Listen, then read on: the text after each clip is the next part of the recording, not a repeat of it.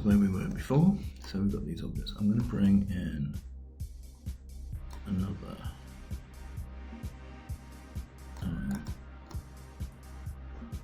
create reference. I'm going to bring in object 1 again.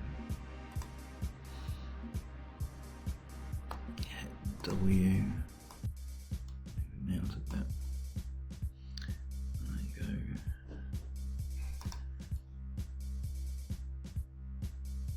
Oh no, another one. Let's try to think what we've got. We're going to have different shadows. Let's be this one. So that'll do at the moment. I think we'll have those three. So what we need to do is start shading them up. So I'm going to right click and go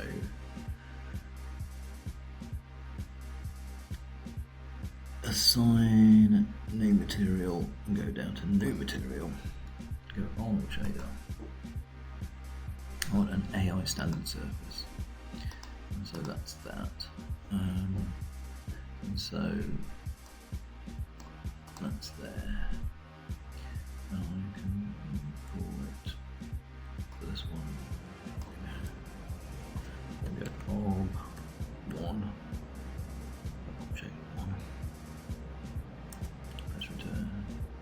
Name it properly and go to presets. And we can have metallic car paint replace, and it's blue. So we're going to have blue metallic car paint on that one. This guy. Floor, let's have it a little bit reflective but not too much. Add new material, assign new material, Arnold shader, AI standard surface. And I'm going to call this floor.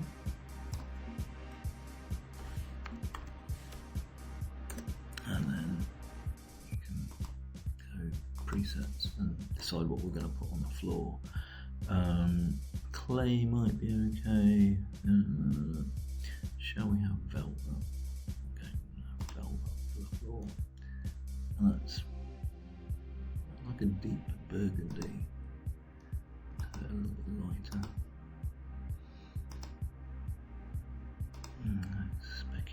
Specularity is a 0 anyway, so it doesn't really matter. So it's going to be sheen. There we go.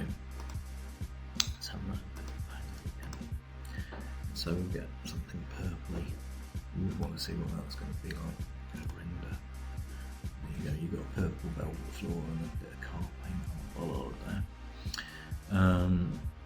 So let's keep going. This guy. Go assign new material.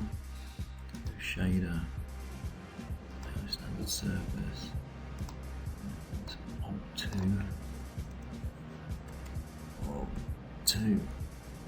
Object 2. Presets. And this one, we can make this diamond replace, and it goes transparent because you can't see it. It's still there, but you know. And then this guy, let's see what this guy is. So again, we're going to go assign new material. That didn't work. Assign new material. There we go. Auto shader, standard surface. Alt 3. There you go. And then presets. What can we have for this guy? So we've got that. So we could go Chrome, or we could go. Where's gold? Oh, gold. There we go. Replace. Okay. And so that's fully reflective, which is why it's showing as black. This thing. Ooh, let's have a look. Assign new material. Shader. Standard surface. And this is going to be AI lamp base.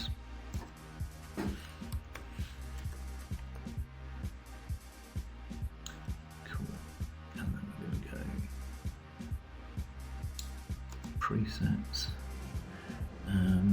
Bubble, brushed metal, blood blue, orange juice. How about orange juice? That takes a little bit longer to render because it's got subsurface scattering in it, but it's cute.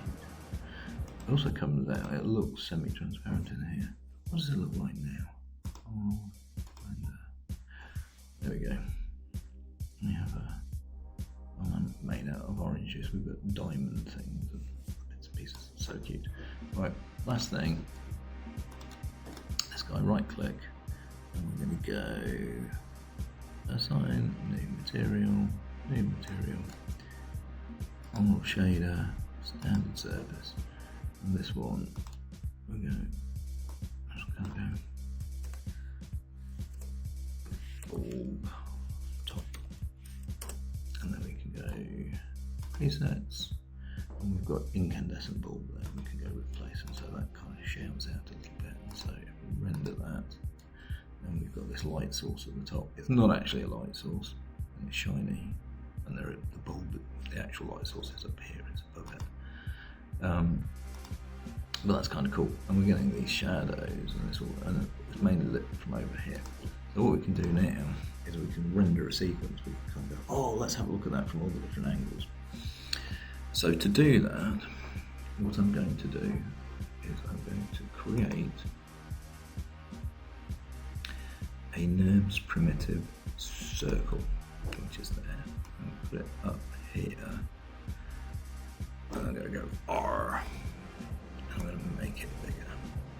I want it far enough out so we can run a camera around it. There we go. Oh, that's good. It's around there. So the only thing you can see it's a little bit stepped. So when I'm going to go in here where it says NURBS kit, where it says sections, I'm going to up that to 60. And then those little steps go away because the camera's going to run on this, and if it's got the little steps, the camera jerks as it goes around. Whereas if we put a lot more sections into it, it just gets really, really smooth. Right, the other thing is I don't want to render too many frames here, so I'm going to go from 200 down to 48, which is 2 seconds at 24 frames a second, or it is 4 seconds at 12 frames a second. And I'm going to go for 12 frames a second on this. It's not standard, but let's go with it anyway. Right, I'm going to go on polymodel. I think I'm going to go freeze transforms on the circle. Right, so now I want a camera to fly around it, so I can go to rendering, and then this one is create camera on the grid, which is there. So that's camera 1. So we can call it camera circle, maybe something like that. And what we do, we're going to use a path constraint. So this is a lot more complex. So is it? I don't know. Rigging. There we go. So we've got constraint there. And in there is motion path attached to motion path. So we're going to get the circle, and then we're going to get the camera. Because it's not in here, it's over here. I'm going to use the control key to add to the selection. Once I've done that, I can go constrain, motion path, attached to motion path. And now the camera's over there. And so let's just see if we go panels, perspective, let's go camera circle, there we go. So that's what we're seeing here. What we don't have on there is the camera settings, resolution gain. So that's what we're going to see out of the camera. And the top is clipped. So we've got a couple of things that we can do here. We can either go on camera, so go to the attribute editor. There you appear in both things. So we've got front twist here, and so that one, if I pull that up, 2, there you go, can do that. 3, that points the camera up a little bit. Still not getting everything in, so the other thing I can do is go on the camera circle. If I go to the actual camera shape itself, focal length there, I can make it more wide angle. I can go 15. Oh wow, that's really wide. Let's try 20. 20, 22. Ooh, 25. There we go, 25. Look, you can see now. There you go. However, it slows in and it slows out, which is annoying. So if we go to camera circle, so Windows, camera editors, animation editors, graphic editor. That's its path thing. If I get that, I can use the straight line thing there. So I've just selected both of the keys there. I can go make it a straight line. So now, let's make this wireframe so you can see it. Now that will rotate like that. Oh, really fast. Right, that's as fast as your graphics card can play it. So let's go down to the little man and go 25 frames per second, but instead of free, I want to say no, definitely play it at 25 frames a second, 24 frames a second. Save. So now if we play it, that's its actual speed. There we go. So now we've got 3-point lighting, but the lights stay in one place. And what we want to do is we want to get those lights, and then I'm going to control click the camera and go P. I'm going to hit P on the keyboard, which parents. So now you see the point lights are underneath the camera, and now we've got those lights highlighted. You see they stay in relationship to the camera in the same place, even though the scene moves around. So no matter what, we're going to get a nice 3-point lighting as far as the camera's concerned. Although I've just realised, I think, I'm going to Control Z, there you go, and put them up there.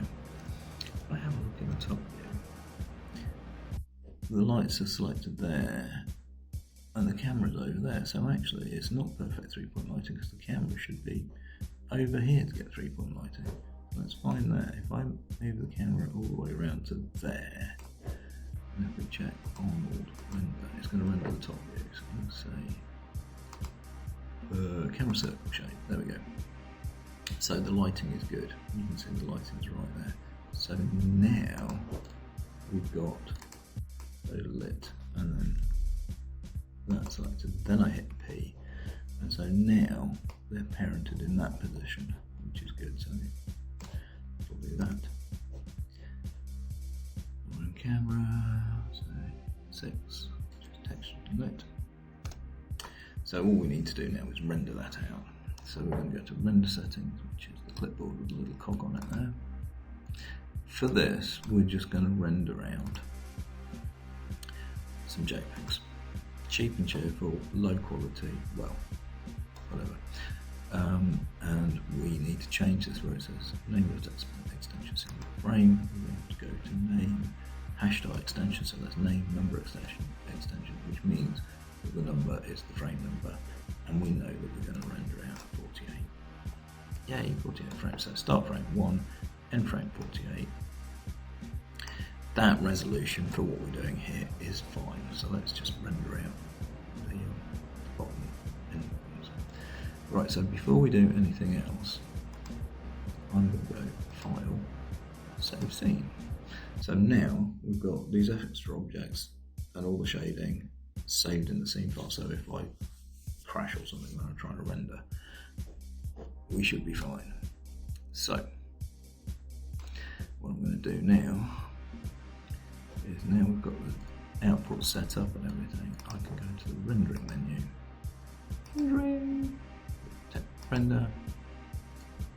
Render sequence, and it's going to go in the current camera. It's the current camera. At the moment, it's going to go into the images folder of stuff. Okay, so it's going to go in there. So we know where that's going to go, so that's okay, we can deal with that. So we can leave that and we can go render sequence. So what I'm going to do is I'm going to render that sequence, and then we'll do one last video. It's going to convert that image sequence into a video in Premiere, and just see what that looks like for the final bit of this workflow. So what I'll do is set this to render, and I'll see you in the next video with that rendered image sequence, and we'll make a video out of it. Okay, so I'll see you in the next video. Well, I won't see you. You will see not even me, but my screen, which will be fine.